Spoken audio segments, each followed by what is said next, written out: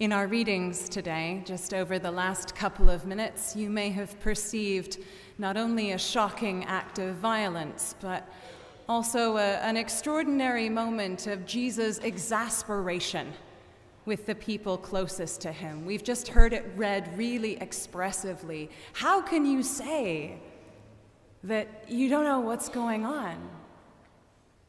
You're present, aren't you? You've been here all this time. How can you say you don't get it? And of course, the gap between what's really happening and what's imaginable, what could be happening, between what Jesus has to say and who he is, and what the disciples are receiving, in some ways, compassionately, of course, from Jesus' point of view. Even in exasperation, there is always compassion and patience, that they can only receive so much. And so there are so many opportunities like this one throughout the Gospels for us, just a little at a time, perhaps, to listen and learn, to enter more deeply into the story and to find ourselves a part of it in ways that we utterly might not have ever been able to expect, and that we certainly cannot fathom. Part of the gift is the mystery. But I want to begin today with our reading from Acts. Saul, who would become Paul, the one who has given us so many letters in our New Testament to so many early communities who followed Jesus. At this moment in Acts, Saul seems to be the ultimate guilty bystander. He does not hurl the sharp rocks at Stephen. He holds the coats. Perhaps, though, suggesting bystander status might not go far enough. We are also told elsewhere that he was definitely part of this gang violence in other ways, that he approved of the violence and took part in it. Though the day where we find him in our reading today wasn't the weapon-wielding center for Paul, for Saul as he was then. He didn't find himself right at the middle of Stephen's own traumatic pain, which we hear about with such eviscerating clarity in those sentences. That same Paul would see a vision of Jesus on the road to Damascus a little later in the story. He was bearing witness to Stephen, just as Stephen was bearing witness to God, even in his last moments, crying out, "I see the heavens open," crying out, "Lord, receive my spirit."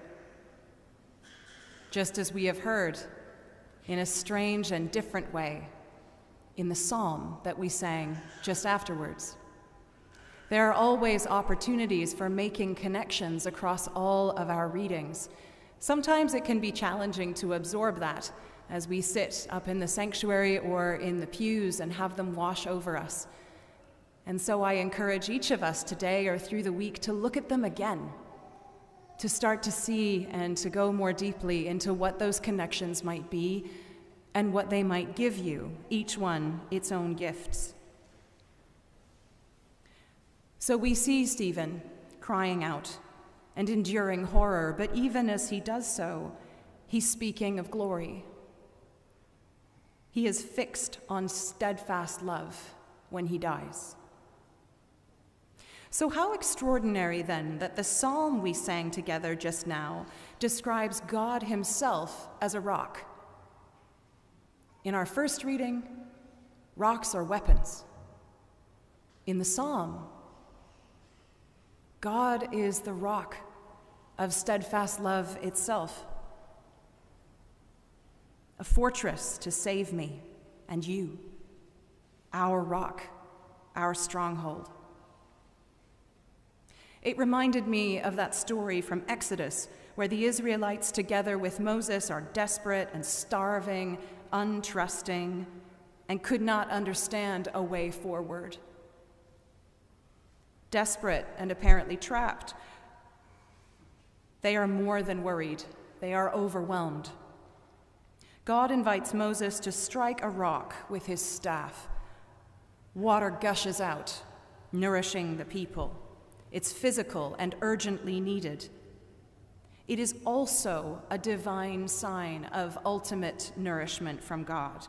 God does provide and is faithful, even the mysterious God for which they and we long and sometimes cannot discern and do not see. And Psalm 42 considers water another way. As the deer longs for the water, so my soul longs for you. We are always longing for God, for God's steadfastness, for God's nourishment, and every creature needs water. So we have some water and we have some rocks. The deep waters of God immerse us with radiant hope, as takes place in baptism, and they can also be a terrifying and a strange abyss. The rock of God, in that powerful metaphor, the foundation and the fortress, the power that offers comfort in its solid stability, may also appear impenetrable, inert, or impersonal, though suddenly, through trust, it can transform itself into the source of the water of life and of justice and of a more solid reality than we could ever anticipate. So what a painful irony it is that Stephen's enraged crowd pick up sharp, rough rocks, anticipating their damage, hurling them as hard as they can. And then there is Saul on the sidelines, but very much there and involved, holding the coats. Like a police officer in a jail cell who witnesses a brutal attack on a prisoner but does nothing, asks no questions, enables a corrosive, toxic, unjust brutality to keep working its woundedness out on the bodies, hearts, and minds of others. Saul survived that day that Stephen died, of course, but he too would have been wounded in some way. He would have been wounded in the way that everyone is wounded when we, frankly, bear witness to violence and wonder about our place in it, whether it is near or far, seen or unseen. Paul, perhaps especially after his encounter with Jesus, would have carried that trauma with him, most likely for his whole life. How many times did he stand on the sidelines or pick up rocks in his hands or burst into people's homes and drag them into the street, letting his rage be his guide? How many times did he think about that history, his own violent story, when he visited those early followers of Jesus in Corinth, Rome, Galatia, and beyond, helping them to figure out this new way of living together when he too was new to this? He was learning as he went, one foot in front of the other, with the paradoxical puzzle of following the God of love by trusting in Jesus above all else, even when that trust felt very frail. His life intertwined his own wounds and his suffering too, which carried on: prison, a shipwreck, exhaustion, isolation, rejection. So his suffering was an intertwining of his wounds with the wounds of those he had harmed. At times in his letters, his shame is palpable, and his hope and his energy, his fierce love for God, they are palpable and visible too, I hope an inspiration to us all. In our gospel reading today, the energetic hope of Christ's disciples gathered around him as they ask questions is a response to Jesus' gentle but mysterious promise, his metaphor of innumerable spaces of infinite hospitality within the radical divine welcome of the resurrection. All those mansions and houses, and there's not just enough room for everyone, there's more than enough. It is a vision of architectural abundance, a new Jerusalem in which shelter implies true peace and lavish love. It's no wonder that this reading is often heard at funerals. It is a comforting and genuine promise that comes from Jesus within some of the last conversations he will have with his disciples before he dies. And so we have a reminder, too, linking those passages together. For Stephen, it was rocks. For Jesus, it was wood and nails. And yet to us today, he says, "Do not let your hearts be troubled." This comes from the Son of God, who knows and foundationally knows that troubled hearts are a core aspect of being human. And no wonder then that Jesus finds himself so exasperated with Philip. "Lord, show us the Father, show us the way, show us what to do." Jesus replies in a way that's simple but also extraordinary, "If you are seeing me, you are seeing the Father. God and I are one." Jesus describes himself as the way, the truth, and the life. It's not a way, it is the, that definite article. It's not just truthfulness in the sense of facts, accuracy, or information, not just the life that is in every creature, past, present, and future, nature in all its endless forms.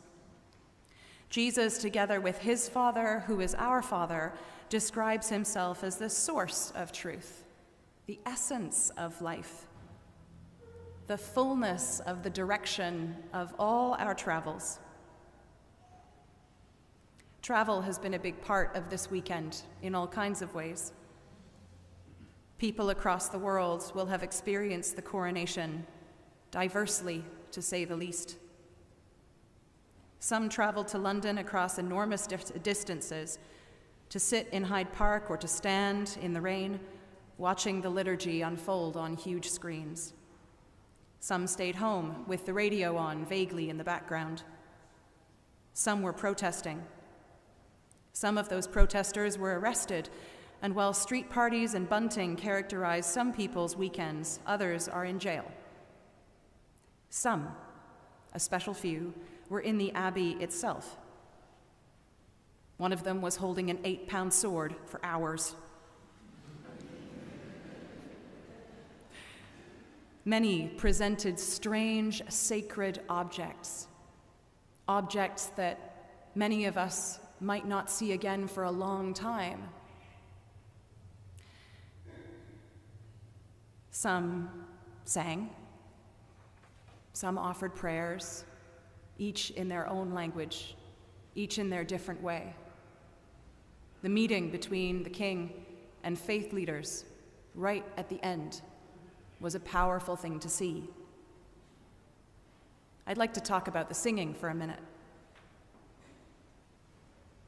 A dear friend of mine in Germany, who's an opera singer, texted me during the service to say that my goddaughter, who is about the same age as the young choristers in the Abbey yesterday, saw those girl choristers and said, "I can do that."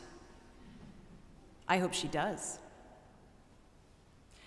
As it happens, some of those choristers, the girls, came from Truro Cathedral.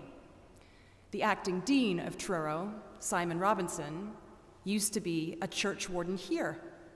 Fun St. James's fact. Seeing those girls there, and the women bishops too, was a hopeful sign, surely. One of many signals of the tangled layers of ancient ritual pressing up together with 21st century life. And there was, of course, another singer there, Priti Yende. In her gloriously bold yellow dress, her South African soprano voice rang out across the medieval stones, vibrated with the stained glass, and moved across the world. In accepting the invitation to sing at the coronation, she has been both praised and criticized. What does it mean if she appears to support a monarchy responsible for so much colonial exploitation and pain, not least in her home country? Is she doing something different, expressing the glory and wonder of song as a black woman, in the midst of an extremely white space, having grown up in the 80s and 90s in a small South African context, knowing from when she was a teenager that opera and white spaces go together, and yet, in her giftedness and her determination, she persisted. I've really enjoyed listening to interviews with Yende, admiring more and more who she is and what she says about herself. And this is what she would say. She is expressing that glory and wonder of song as a Black woman in that space.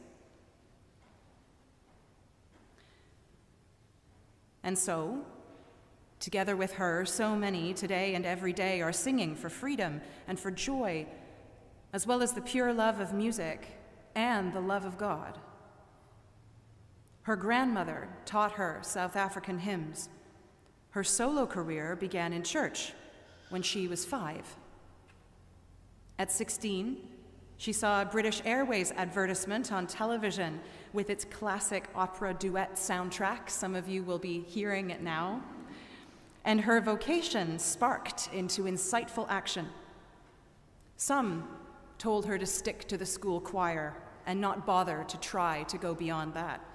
So much so that she almost trained as an accountant. But a patron supported her, buying her a plane ticket to travel to opera competitions in Europe. Her reputation grew, even though she's described heartbreaking loneliness in places like Italy when she was at La Scala, longing for home, simultaneously gloriously talented and deeply isolated.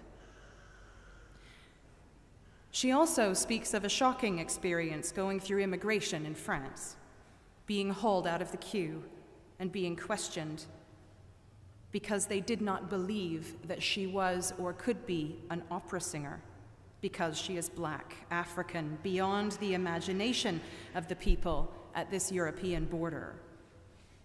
They never took responsibility for their actions that day. They claimed and strongly insisted that she did not have the right papers. They were wrong. She had the right papers. I wonder who, like Saul in our reading from Acts this morning, was the one who metaphorically held the coats that day on the border, while the metaphorical rocks of those border guards were picked up, sharp and dense, in oppressive hands.